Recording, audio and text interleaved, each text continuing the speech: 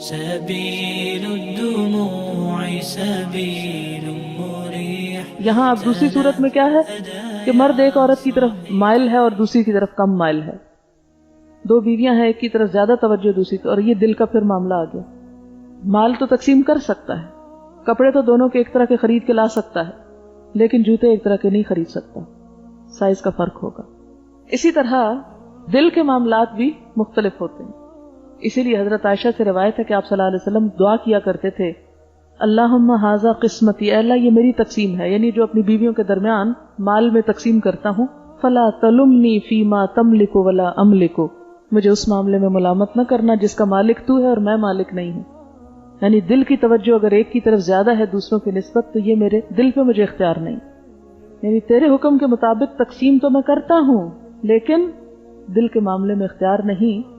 تو اس کا حل بتایا گیا، وَلَن تَسْتَطِيعُوا أَن تَعْدِلُوا بَيْنَ النِّسَاءِ، تو یہ کر ہی نہیں سکتے کہ عورتوں کے درمیان مکمل انصاف کرو. وَلَوْ حَرَصْتُمْ، اگرچہ تم خواہش رکھتے ہو، اگرچہ تم حریص ہو، فَلَا تَمِيلُوا كُلَّ الْمَيْلِ، تو مت جھک جاؤ پوری طرح جھک جانا، مت مڑ جاؤ پوری طرح مڑ جانا ایک ہی کی طرف. یعنی پھر ساری توجہات کا مرکز صرف ایک کو نہ بنا لو. فَتَذَرُوهَا، تو تم چھوڑ دو دوسری کو کل معلقہ، لٹکی ہوئی. معلق کیا ہوتا ہے؟ ایک چیز جو نہ چھت پہ لگی ہوئی ہے نہ نیچے لگی ہوئی ہے، نہ شوہر والی نظر آتی ہے اور نہ ہی بیوہ یا مطلقہ.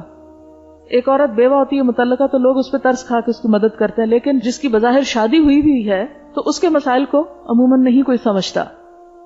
یعنی نہ سہاگن ہے اور نہ ران، نہ مطلقہ، تو تم اسے معلق نہ چھوڑ دو. یعنی بظاہر اپنے طور پر جتنا تم عدل کر سکتے ہو وہ کرو. حدیث میں آتا ہے کہ من کانت لہو امرأتان، مسند احمد کی روایت ہے، جس کی دو بیویاں ہوں، فمال الی احداہما، ان میں سے ایک کی طرف جھک گیا، جاء یوم القیامت واحد شقیہ ساقط، قیامت کے دن وہ اس طرح آئے گا کہ اس کے جسم کا آدھا دھڑ گر چکا ہوگا. جیسے آپ نے کبھی فقیر دیکھے ہوں گے نا، جن کی بالکل ٹانگیں نہیں ہوتی، تو اوپر والا دھڑ ہوتا ہے، تو اس طرح وہ ادھورا انسان ہو کے آئے گا. یہ سزا ہے عدل نہ کرنے کی. اب اس میں یہ ہو سکتا ہے بسا اوقات کے مرد کیا کہتا ہے، ٹھیک ہے میں ایک کو طلاق دے کے فارغ کرتا ہوں تاکہ مجھے جو پسند ہے میں اسی کے ساتھ گزارا کروں.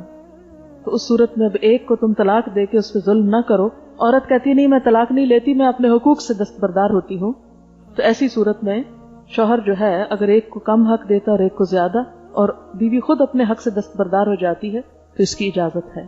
سبيل الدموع سبيل مريح، تنهدى